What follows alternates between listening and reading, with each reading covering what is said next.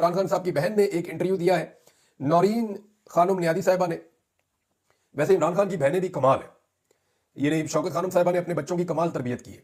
चाहे वो इमरान खान है, वो अकेला भाई है, उनका कोई और भाई नहीं है, लेकिन उनकी बहनों ने भाइयों की कमी को पूरा किया है।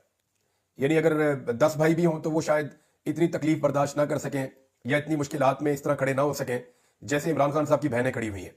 अब डॉक्टर नौरीन खानम नियाज़ी साहिबा जो है, ये हसन नियाज़ी की वालदा भी है। इनका अपना बेटा इस वक्त 2 साल से बंद है, पहले मिलिट्री कस्टडी में था, वहां से उसको 10 साल की सजा सुनाई गई। अब इनका बेटा जो है वो जेल के अंदर बंद है और वहां तकलीफ बर्दाश्त कर रहा है। लेकिन मैं इनका इंटरव्यू सुन रहा था हसनैन रफीक साहब के साथ, और हसनैन साहब जो है वो नया पाकिस्तान वाले हैं, उन्होंने इनका बड़ा अच्छा इंटरव्यू किया है। उसमें बता दिए बेटे की भी कमी है और भाई इमरान खान की भी कमी है रमजान मुबारक में। लेकिन इमरान खान के लिए तकलीफ ज्यादा है, क्योंकि जिस तरह उनको जेल में रखा गया है और ज़हनी टॉर्चर किया जा रहा है, तो भाई की तकलीफ मुझे ज्यादा है, बेटे की उतनी नहीं है। बल्कि बेटे के हवाले से उन्होंने कहा जी कि बेटे को कुरान पाक पढ़ने का, तरावियां पढ़ने का, नमाजें अदा करने का, अल्लाह के करीब होने का मौका मिल रहा है। मेरा बेटा नौजवान है, वो ये तकलीफ बर्दाश्त कर भी सकता है, और मैं ये समझती हूँ कि ये उसकी और बाकी बच्चों की तरबियत हो रही है। जब वो बाहर आएंगे तो पाकिस्तान के लिए बेहतर काम कर सकेंगे। तो बतौर माँ वो बड़े हौसले में नजर आई है, लेकिन बतौर बहन उन्हें बड़ी तकलीफ है कि उनके भाई के साथ जो कुछ इस उम्र में किया जा रहा है और जैसे उन्हें तोड़ने की कोशिश की जा रही है, इस हवाले से उन्होंने कहा जी उन्हें काफी तकलीफ है और इमरान खान साहब की तकलीफ उनके बेटे की तकलीफ से ज्यादा है। नाज़रीन, एक रिपोर्ट आई है और ये कौमी असम्बली से आई है और ये सालाना रिपोर्ट है। ये रिपोर्ट आप सुनेंगे तो आपको अंदाजा हो जाएगा कि पाकिस्तान में प्रायोरिटीज क्या है या तरजीहात क्या है इस हुकूमत की। ये सालाना रिपोर्ट है और कौमी असम्बली से आई है। एक तरफ अरकान पार्लियामेंट की तनख्वाहों में तकरीबन 300% इजाफा कर दिया गया है। अंदाजा कीजिए आप, जो अरकान असम्बली है उनकी तनख्वाहों में इजाफा किया गया, और वो जो इजाफा किया गया वो 300% तक किया गया। ये कौन सी रिपोर्ट कह रही है? ये असम्बली से आने वाली सालाना रिपोर्ट है। अच्छा, दूसरी तरफ अखराजात कम करने के लिए, यानी एक तरफ जितने लोग वहां पे आते हैं ये सैकड़ों की तादाद में है, 100 के करीब तो सेनेटर्स हैं, फिर जो आपके कौमी असम्बली के मेंबर्स हैं वो लगभग कोई 300 के करीब है। अभी क्योंकि कुछ मखसूस नशिस्तें नहीं दी हुई, लिहाजा उनको आप माइनस कर दें, लेकिन 300 से ज्यादा ही है अभी भी मेरे ख्याल में। तो इतने लोग मौजूद हैं, उनके लिए 300% उनकी तनख्वाहों में इजाफा कर दिया, और 200 से ज्यादा मुलाजमीन इसलिए फारिग कर दिए सरकारी मुलाजमीन कि हम पैसा बचाना चाहते हैं। यह है तरजीहात कि गरीब आदमी को तनख्वाह देने के नाम के ऊपर भी आपको डर लगता है। आप कहते हैं जी तनख्वाह छीन लो, गरीब आदमी की नौकरी छीन लो, इसको इसके घर भेज दो, हमने नहीं देने पैसे। और अमीर आदमी जो करोड़ों रुपया लगाकर इलेक्शन लड़के आते हैं और उसके बाद इनमें से बेशतर लोग पैसा बना रहे होते हैं, उनकी तनख्वाहें 300% तक बढ़ा दी गई हैं। ये जब इस तरह की प्रायोरिटीज होंगी ना नाज़रीन, तो फिर मुल्क इसी तरह आगे बढ़ेगा जैसे इस वक्त आगे बढ़ रहा है।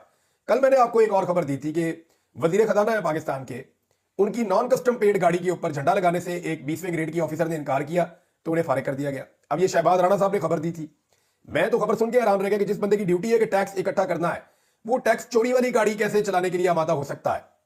यानी वो तो कभी ऐसा कर ही नहीं सकता कि उसको देख के तो सारे लोग टैक्स चोर हो जाएंगे।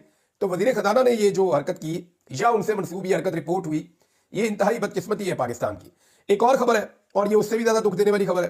अहमद फरहाद साहब को आप सब जानते हैं, बड़े इनकलाबी शायर हैं, बड़ी शानदार शख्सियत के मालिक हैं, बड़े मजबूत आसाब के मालिक हैं, और कश्मीर का एक ऐसा बेटा है जिसपे कश्मीरी फख्र कर सकते हैं। तो अहमद फरहाद साहब की अहलिया को गिरफ्तार किया गया एक भोंडे मुकदमे में, और मैंने जितने लोगों से भी पूछा, चाहे वो वहां पे लॉयर्स हैं, चाहे वो वहां पे रिपोर्टर्स हैं, वो सब मुझे ये कहते हैं जनाब ना सर है ना पाऊं है इस मुकदमे का, कोई चीज इसके अंदर ऐसी नहीं है जिस बुनियाद के ऊपर यह मुकदमा कायम रह सके। लेकिन वहां पे अदालत एक के बाद एक रिमांड उनका देती चली जा रही है। अब अहमद फरहाद साहब ने एक दिन पहले ये रिपोर्ट किया था और सोशल मीडिया को भी ये बताया था कि उनकी अहलिया को तशद्दुद का निशाना बनाया जा रहा है, सिर्फ इसलिए कि अहमद फरहाद साहब पे दबाव डाला जाए ताकि वो अपने मौक़िफ़ को तब्दील करें या अपने मौक़िफ़ के अंदर लचक लेकर आए। अब ये एक siyaasat.pk ने रिपोर्ट किया है, अहमद फरहाद साहब ने भी रिपोर्ट किया है, और बड़ी तकलीफ दे बात है जो जज साहिबा ने कही है अहमद फरहाद की अहलिया को। जरा अदालत को दिखाएं कि कहां कहां आप पर तशद्दुद हुआ है। एक खातून जज ये तो नहीं कह सकती अदालत में कि आप दिखाएं कहां पे तशद्दुद हुआ है। जब वो कह रही है कि तशद्दुद हुआ है तो आपको फिर मेडिकल का ऑर्डर देना चाहिए। आप ये कह सकते हैं कि जी फौरी तौर पे ले जाएं और ले जाकर इनका मेडिकल करवाएं। ये नहीं हो सकता कि आप एक खातून की अदालत में तजलील करें और आप ये कहें कि आप दिखाएं आपके ऊपर कहां पे टॉर्चर हुआ है। अब वो खातून भरी अदालत में क्या दिखाए आपको? ये बड़ी बदकिस्मती है। शायर अहमद फरहाद की अहलिया की अदालत में अपने ऊपर तशद्दुद की शिकायत पर इस्लामाबाद की सिविल जज शाइस्ता कुंडी साहिबा के एहसास से आरी रिमार्क्स कि जरा अदालत को दिखाएं कि कहां कहां आप पर तशद्दुद हुआ है। ये बड़ी तकलीफ दे बात है। अदालत तो मुल्जिम के लिए होती है, मुल्जिम जो होता है वो फेवरेट चाइल्ड होता है अदालत का। जब वो आपको कह रही है कि मेरे ऊपर टॉर्चर हुआ तो आप उनका मेडिकल करवाइए ताकि लॉ इन्फोर्समेंट जो है वो इस तरह की हरकतें करने से बाज रहे। अब एक खातून ने जब ये कहा दूसरी खातून को, तो उन्होंने ये सोच कर कहा होगा कि मुझे यहां से इंसाफ मिलेगा, लेकिन उसके बाद जो उनकी तस्दीक हुई है ये काबिल मजम्मत है। अब पता नहीं इसके ऊपर क्या होना चाहिए, लेकिन ये जो जजेस हैं उनको ये मामला देखना चाहिए। जो सीनियर जजेस हैं या सुप्रीम कोर्ट ऑफ पाकिस्तान के चीफ जस्टिस हैं, उन्हें ये सोचना चाहिए कि ऐसे लोगों का मजाक ना उड़ाएं या लोगों के लिए ऐसे परेशानी पैदा ना करें, या लोअर कोर्ट्स को कम से कम ये चीज़ें तो बताई जाएं कि खवातीन का एहतराम किया जाए। आपको याद है इमरान खान साहब ने एक स्टेटमेंट दे दिया था जज ज़ेबा साहिबा के बारे में एक जुमले का, तो उन्होंने जज साहिबा की अदालत में जाके बाद में माफ़ी मांगी थी, लेकिन इसके बावजूद उनके ऊपर कितना शिकंजा कसा गया था। अब एक और खातून है, क्या इनकी इज्जत नहीं है? सिर्फ जज ज़ेबा जो है वही एक खातून है, और ये अहमद फरहाद की वाइफ जो है ये खातून नहीं है। खातून क्या सिर्फ वही होगी जो जरदारी खानदान में या शरीफ खानदान में पैदा होगी और सिर्फ उनकी इज्जत होगी और किसी की इज्जत नहीं होगी? नादरीन, एक खबर और है, और वो ये है कि ओन अब्बास बप्पी और दीगर कुछ लोग हैं, इनका ताल्लुक पाकिस्तान तहरीक इंसाफ से है, और ये लोग पंफलेट बनाकर लोगों के अंदर एक नई किस्म की मुहिम चला रहे हैं। लोगों को पंफलेट्स देते हैं, उन्हें बताते हैं कि इमरान खान साहब के दौर में महंगाई कितनी थी, आजकल के दौर में महंगाई कितनी है। लोगों को अवेयरनेस दे रहे हैं ताकि लोग उनके साथ जुड़े। ये थोड़ी सी स्पेस जितनी उनको मिलती है उतनी वो गेन करते हैं। जैसा कि लाहौर में पाकिस्तान तहरीक इंसाफ ने क्रिकेट टूर्नामेंट भी करवाया है। तो ये जो छोटी छोटी चीजें या छोटे छोटे इवेंट है ना, वो पॉलिटिकल पार्टी को लोगों के साथ जोड़ कर रखते हैं।